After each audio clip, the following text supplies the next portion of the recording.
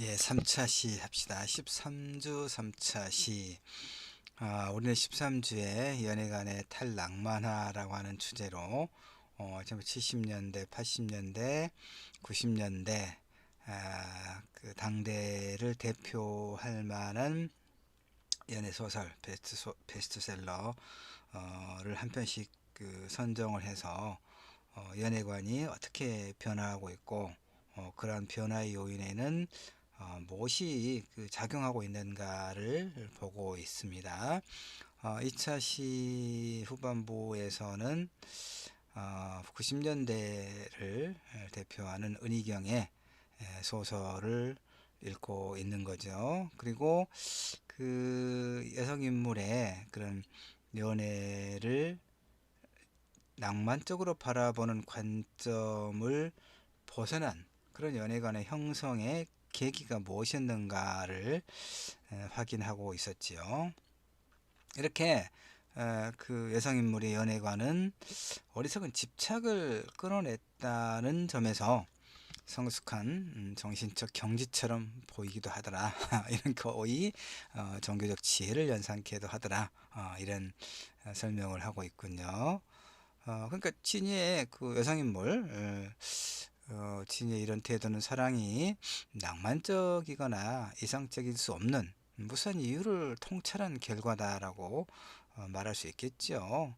그러니까 진이는 이전 시기 인물들보다, 그러니까 70년대, 80년대 인물들에 비하면 현실적인 사랑의 극단까지 체험하는 것으로 보여요. 그래서 그녀의 연애관은 더 이상 추상적이거나 낭만적이지도 않더라. 그러니까 그녀는 사랑의 환멸스러운 속성을 아주 잘 알고 있고, 그건 체험을 통해서 그런 거죠. 사랑과 아, 뭐 이별, 배신 이런 경험들을 통해서 나름대로는 난숙한 연애관을 터득하고 있다, 이렇게 볼 수 있어요. 성문화의 개방화 추세에 따라 90년대 사람들은 이전 시기보다 더 자주 연애를 경험할 수 있었죠. 잦은 실패 경험이기도 하고, 사람들은 연애에서 실패를 이전보다 좀 더 자주 겪었기 때문에 연애의 반낭만적 속성을 보다 더 잘 알게 되었겠죠. 그리고 연애의 본질을 다각도로 성취할 수 있게 되었다는 거예요. 그래서 못이 흔해지면 자연스러운 수순으로 그에 대한 냉철한 분석이 발생하지요. 은희경 역시 이러한 사회적 심성 구조 안에 놓여 있었고, 이것을 구속을 받았기 때문에 그 집단 무의식을 말하는 거예요. 작품에서 탈낭만적 연애관을 구현할 수 있었다. 역시나 동일한 심성 구조의 구속 아래 놓인 대중은 은희경에게 공감을 표할 수 있었다, 이런 얘기입니다. 진이는 자신을 사랑하고 있는 것이 분명한 현석과 억지로 헤어져요. 또 다른 환상을 품을까봐 두려워하기 때문에 이는 부자연스럽고 좀 과장된 측면은 있죠. 이런 부자연스러움은 진이의 사랑 방식이 완전한 정신적 성숙의 표지라기보다는 사실은 상처에 대한 두려움에, 그렇죠? 상처에 대한 두려움의 반어적 표현, 이라고 우리가 읽을 수 있죠. 그렇다면 그녀는 상처를 왜 두려워하는가? 아직 낭만적 사랑에 대한 꿈을 완전히 말소하지는 못했기 때문이다 라고 봐요, 이 글에서는. 즉 진이는 사랑의 탈낭만성을 온전히 구현하는 것이 아니라 상처받을까 봐서, 그것이 두려워서 낭만성을 부정하는 듯 연기하는 것에 가깝다고 읽을 수 있다, 이런 얘기예요. 그러니까 진이는 탈낭만적 연애관을 구현하되 그 이면에 낭만성에 대한 포기되지 않는 꿈을 여전히 일정하게는 갖고 있다, 그런 것이죠. 자, 그러면 이제 2000년대 소설을 봅시다. 박현욱의 아내가 결혼했다.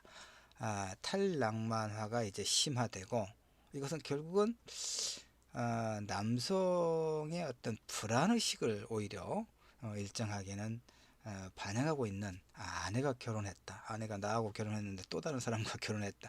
그러니까 상당히 센세이셔널 그런 그 어떤 제목도 그렇고, 또 소설 자체의 어떤 이야기 구성도, 이것도 이제 영화로 만들어졌었죠. 영화과 드라마인가.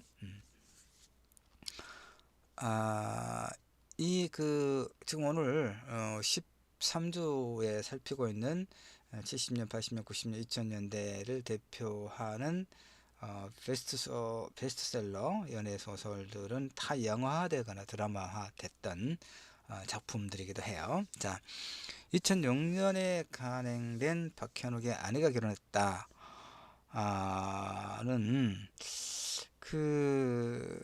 탈낭만적 연애관을 은희경보다 더 극단적으로 보여주는 그런 소설이다라고 이제 세간의 평가를 받아요. 은희경의 진희는 탈낭만적 연애관을 지닌 듯 보이지만 아까 2차 시 말미에 봤던 것처럼 아까 3차 시 우리 3차 시죠? 3차 시 첫 부분에 이야기했던 것처럼 은희경의 그 진희는 소설 진희는 탈낭만적 연애관을 지닌 듯 보이지만 그 이면에 낭만적 사랑에 대한 일정한 소망과 그럼에도 불구하고 그 불가능성으로 인한 상처로 인해서 사랑을 그렇게 읽어내고 있다고 봤죠. 그래서 그녀의 냉소는 낭만적 사랑의 꿈을 여전히 간직한 이중적인 그런 의미다라고 하는 거예요. 하지만 2006년에 간행된 박현욱 소설 아내가 결혼했다의 인물 이나는 여성인물입니다. 탈낭만적 연애관을 표출하면서 진희처럼 고민하지도 아픔을 감추느라 연기하지도 않아요. 그녀는 단지 낭만적 사랑의 허구성을 명쾌하게 믿고 낭만적 사랑의 허구성을 혁파하는 행동을 아주 꺼리낌 없이 실천하는 그런 인물이죠. 그녀의 탈낭만적 연애 행각은 좀 유희적인 측면이 있죠. 그녀는 덕훈과 결혼했음에도 불구하고 계속 다른 남자를 만나다가 급기야 중혼. 물론 이것도 이제 현실에서는 가능하지 않은 이야기죠. 그러니까 2000년대의 그 연애를 그 남성과 여성을 바라보는 연애의 관점에서 사랑이라고 하는 관점에서 바라보는 새로운 어떤 그 모델이라 그럴까? 네. 그걸 이제 만들어내는 거죠. 자, 봅시다. 그래서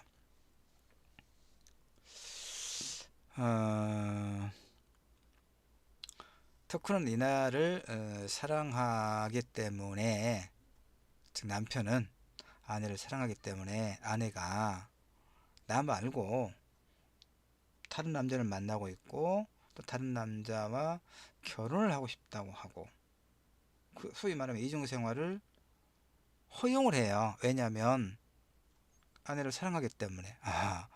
그러니까 다른 남자와 결혼한 아내와의 결혼 생활을 유지해 나가는 이런 이제 상황이죠. 이 소설이 아마 저 내 서가에 있습니다만 이게 한번 보고 올게 잠깐만요. 그러면 그 서가에 있는데 이게 보니까 제2회 세계문학상 당선작이었군요.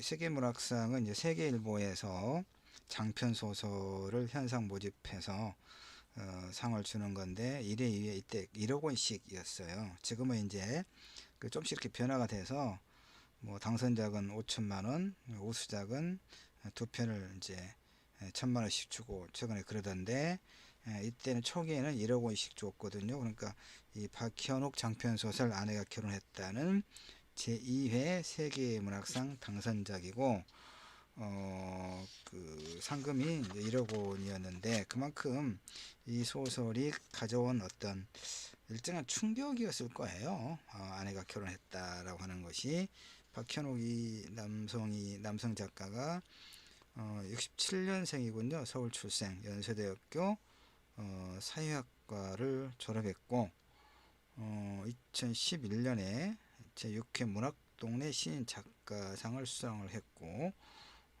그렇습니다. 자, 그 이후에 사실은 뭐 작품 활동을 활발하게 하는 것 같지는 않아요. 네, 일단 그렇긴 합니다. 자, 다시 자료를 좀 보도록 합시다. 그래서 이제 덕후는 그 남성을 말하죠. 탄식한다 이런 얘기입니다. 도대체 사랑에서 낭만을 빼면 남는 게 뭐가 있단 말인가. 그러니까 낭만적 사랑을 꿈꾸네요. 근데 이제 아내 이나는 뭐라고 이야기했냐면, 그런 낭만적 사랑이 존재하며 자신도 그런 사랑을 할 수 있을 거라고 사람들이 생각하게 된 건 겨우 200년도 되지 않았어요. 그러니까 그녀는 낭만적 사랑이 절대적인 것이 아니라 역사적으로 구성됐다는 생각을 하고 있는 거예요. 그래서 그녀는 사랑은 자유다. 구속하는 것은 사랑이 아니다. 이렇게 주장하는 인물이에요. 그러니까 작가는 두 가지 상반된 사랑 양식을 제시하는 데 대해서 그치지 않고, 다시 말해서 낭만적 사랑과 그다음에 사랑은 뭐 자유고 구속하는 것이 아니다라고 하는 이 두 가지 사랑에 대한, 그러니까 다시 말해서 남성 덕훈의 사랑에 대한 관점, 그다음에 아내 여성 이내의 사랑에 대한 관점, 두 가지 양식을 제시하면서 각 양식의 속성을 분석해서 보여주고 있다, 이런 얘기죠. 작가에 따르면 낭만적 사랑은 안정지향성과 기성권위의 복종을 내용으로 하는 보수 성향을 띠고, 반대로 탈낭만적이고 자유로운 사랑 방식은 반역과 이제 그걸 이제 그 기존의 것을 거부한다는 그런 의미에서 반역과 진보 성향을 함의한다, 이런 얘기죠. 그러니까 덕훈, 이나 상반되는 성적 판타지를 통해서 각각의 연애관이 보여주고 있는 거예요.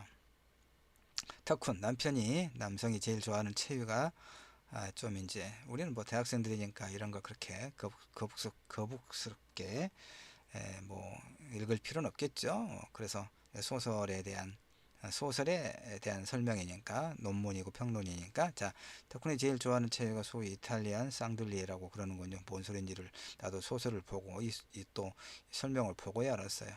이 체유는 여자가 위에 있고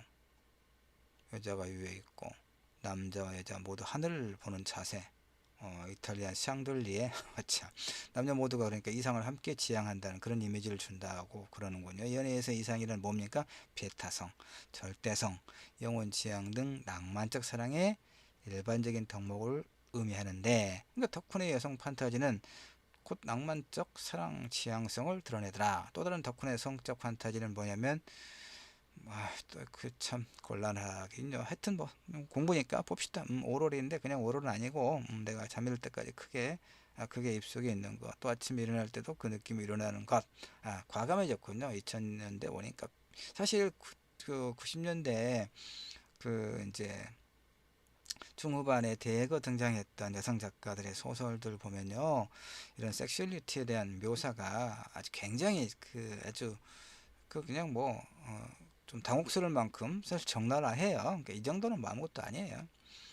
자, 이 판타지는 연애 관계에서 따뜻한 안정감을 구하는 덕훈의 성향을 보여주고 있다, 이렇게 이제 분석을 하고 있습니다. 한편 덕훈은 또 새로운 섹스 장소를 발견하기 위해 여러 곳을 탐색해 본 후에, 밖에서 하는 게 스릴이 있긴 하지만 영풀안에 나는 그저 집에서 편하게 하는 게 제일 좋다고 고백하는, 그러니까 안정지향성을 보여주는 덕훈의 어떤 그런 연애관, 이런 걸 지금 설명하고 있습니다. 그 다음에 이에 반해 이나는 이제 그 아내 여성 이나가 탐낸 장소는 엉뚱하게도 국회? 하하. 국회가 일반적으로 기성체제를 의미한다면 국회의사당의 푸른 잔디 위에서의 섹스는 기성체제에 대한 초소와 전복의 의지를 내포하죠. 게다가 이나는 단지 재밌잖아 라는 짧은 말로 국회 앞에서의 섹스를 소망하는 이유를 설명하고 있다, 이런 이렇게 거창한 대명분과 거리가 먼 단지 재미라는 이유만으로도 체제를 전복할 수 있다는 이런 사고, 즉 기성체제 혹은 권위를 초소하는 이런 어떤 그 인물들의 사고, 그다음에 그 행위를 담고 있어서 이 소설이 당선작으로 됐겠죠. 자, 그러면 봅시다. 80년대에 레트 연가, 이문열 레트 연가에서 낭만적 사랑은 그 가치에 대한 의심을 허락하지 않는 이제 어떤 절대적, 즉 종교적 위상을 가졌다는 얘기죠. 그러나 2000년대 박현욱의 소설에서 낭만적 사랑은 한간 역사적 구성물로서 비판적으로 성찰될 뿐이다, 이런 얘기예요. 이렇게 낭만적 사랑은 성찰의 대상으로 대상화될 뿐만 아니라 서사가 진행되면서 낭만적 연애관이 폐배하는 현실이 더 부각되는 그런 양상을 보여요. 일단 사랑의 낭만성에 관한 믿음을 혁파하는 이나라고 하는 이 여성인물의 설정 자체가 낭만적 연애관이 쇠퇴해가는 현실을 반영하고 있다는 거예요. 그리고 덕후는 결국 두 남편과 함께 살기 위해 이민을 떠나자는, 왜냐면 우리나라에서는 그게 이제 허용이 잘 안 되니까 이런 인하의 제안에 찬성하기에 이른다 이런 얘기죠. 그러니까 그 다음에 또 하나 이제 인하의 다른 남편 재경은 폴리아모리, 즉 다자간 사랑의 가치를 역설하면서 덕점욕이나 질투심을 버리고 상대방을 존중할 수 있다면 누구나 가능하다, 또 이렇게 주장하는 인물입니다. 이렇게 이런 재경의 생각을 비롯해서 소설에 제시된 탈낭만적 사랑에 관한 무수한 담론 이야기들은 그 존재 자체가 결국 낭만적 연애 간의 폐퇴를 보여주는 하나의 현상이다 이런 얘기예요. 이렇게 연애 탈낭만화의 심화 현상은 결국은 연애가 보다 쉬워지고 흔해진 2000년대적 현실을 일정하게 반영하고 있다라고 이 글쓴이는 보는 거예요. 자, 연애가 이렇게 흔해진 현실과 탈낭만적 연애관은 여성의 위상에도 이제 변화를 가져오죠. 그러니까 이 소설은 아내가 결혼했다를 말하는 겁니다. 박현욱의 통념적인 남녀 역할이 전도된 상황을 그려내죠. 그쵸? 흔히 낭만적이고 무거운 사랑의 주체가 여자였고 쿨하고 가벼운 사랑의 담당자는 남자였다면 이 소설에서 그 관계가 역전되죠. 역전돼요. 이런 변화는 현대 한국 사회에 대한 작가의 진단과 맥락을 같이 해요. 자, 볼까요? 얼른 자자. 내가 재워줄게요. 아내는 나를 침대로 이끌었다. 어둠 속에서 내 옷을 모두 벗기고는 모로 눕게 했다. 이윽고 등에 와닿는 포근한 느낌, 뭉클한 감촉. 아내 젖가슴은 따뜻했다. 아내는 뒤에서 나를 껴안고는 내 목덜미에 입맞춤을 하면서 내 어깨를 부드럽게 쓸어내렸다. 한참 동안 아무 일도 없었다는 듯, 아무 일도 없을 거라는 듯. 이렇게 그러니까 관계 역전을 보여주는 거죠. 이날은 연인을 공유해야 하는 상황에서 상처받은 덕훈을 이렇게 위로하고 있는 거예요. 남편을 불안해하고 상처받은 연인을 뒤에서 껴안고 어깨를 쓸어내리며 위로하는 주체는 그동안에는 대개 남성이었죠. 하지만 이 소설에서는 여성이 그 위로를 담당하고 있는 관계 역전을 보여주고 있죠. 이 맥락에서 위로는 뭔가요? 그러니까 관계의 우위에선 강자가 헤게모니를 잃은 약자에게 베푸는 것이죠. 하나의 시혜적 성격이죠. 다시 말해서 위로 행위 자체가 권력 불평등을 방증하는 하나의 근거가 돼요. 권력의 주체인 위로자가 여성이라고 하는 그런 설정은 흥미롭죠. 그런데 이것은 변화해가는 한국 사회에서 남성들이 느끼는 불안을 누설하고 있을 뿐이다. 누설하고 있다. 이렇게 보는 거예요. 그럼 남성들의 불안의 요인은 뭐냐? 이제 80, 그 언젠가요? IMF가 87년인가요? 하여튼 이런 경제적 우위의 상실이라고 하는 이런 사실.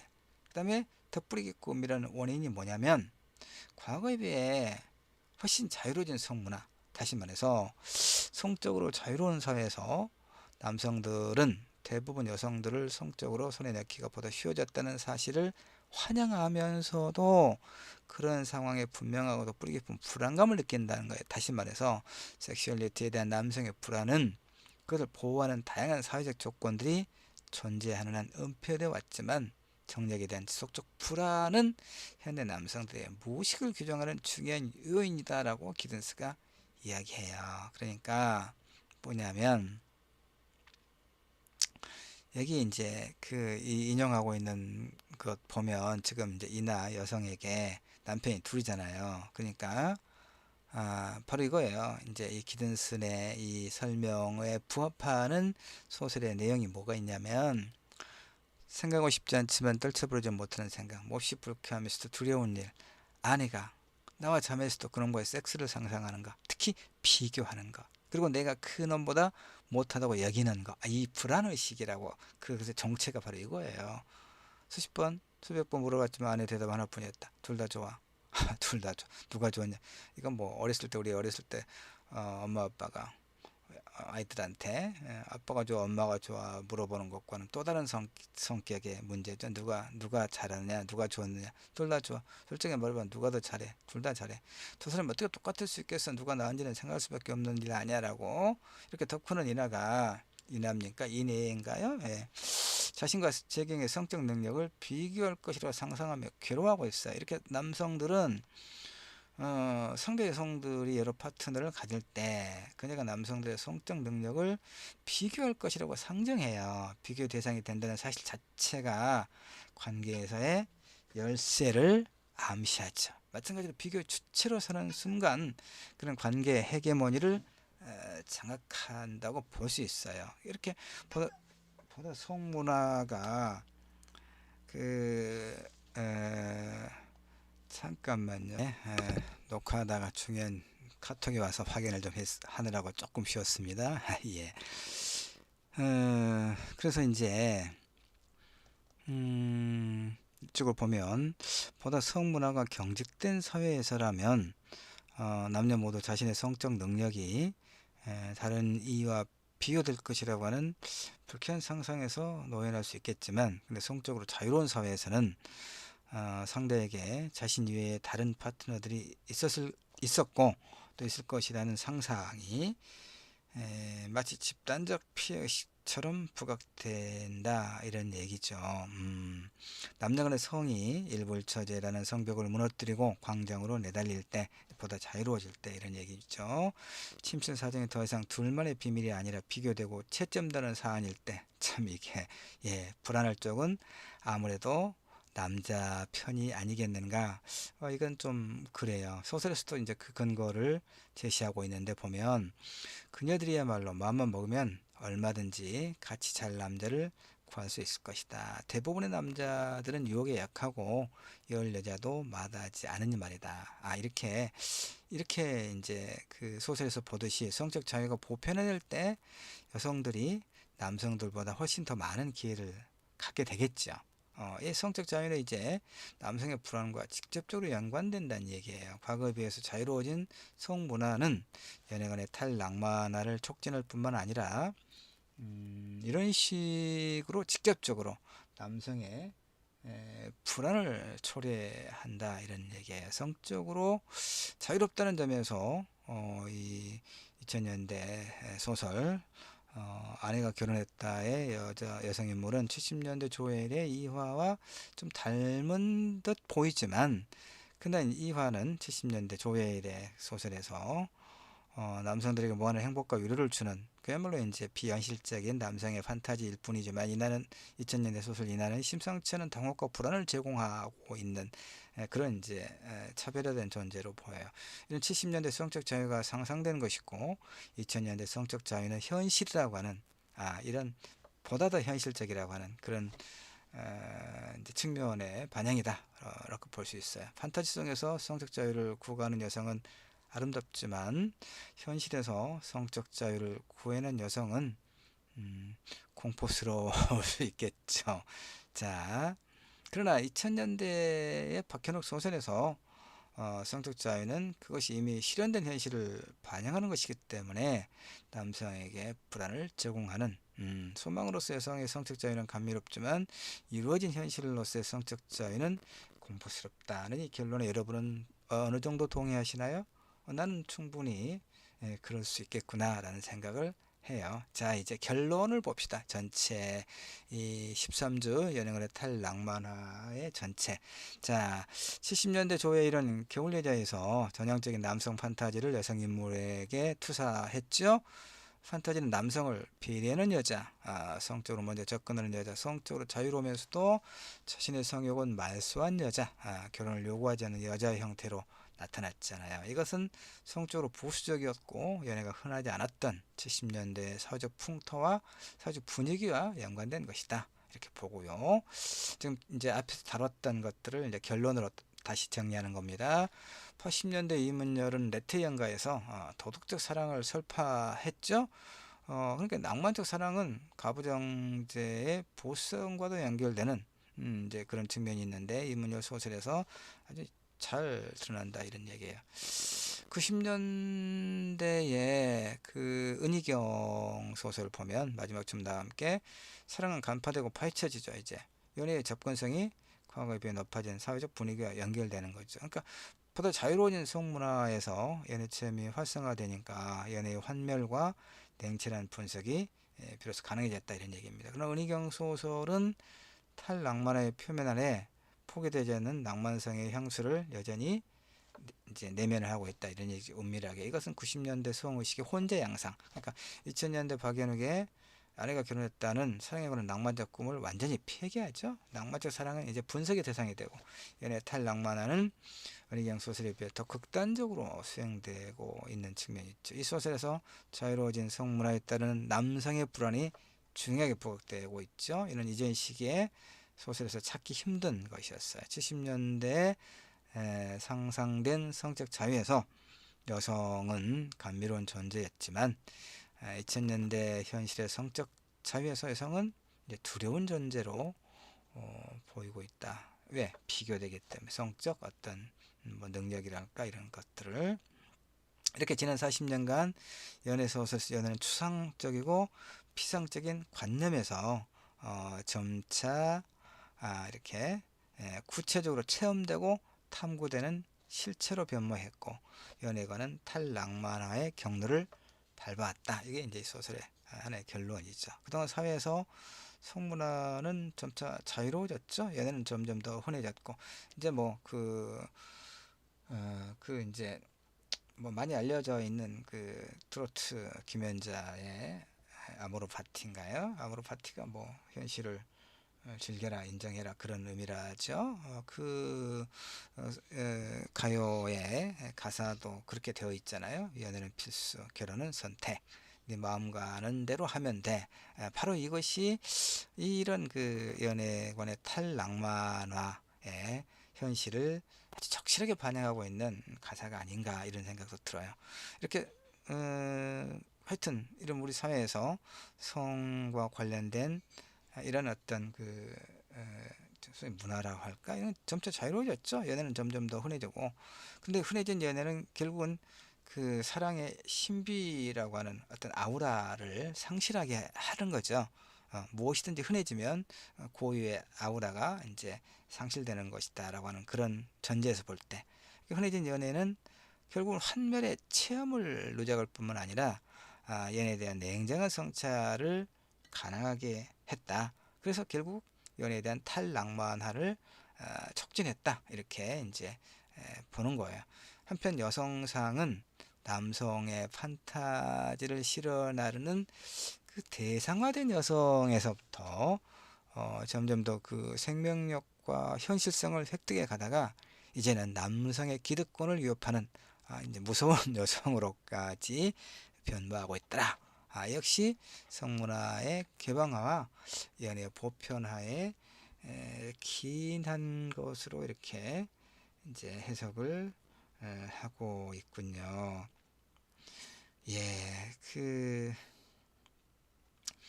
그러면은 이제 13주 차를 마무리하면서 음악을 한 곡 들읍시다. 할 이야기는 뭐 다 했고 다 했습니다. 다 했는데 무슨 노래를 한번 들을까요, 여러분? 25, 21 자우림의 노래를 한번 들을까요? 예, 25, 21 예, 이 노래를 같이 한 2분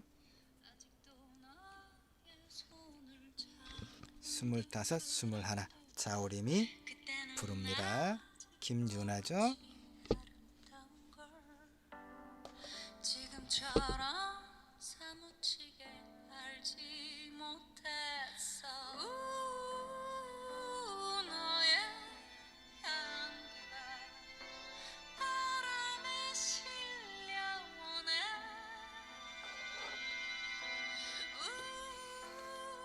영원할 줄 알았던 25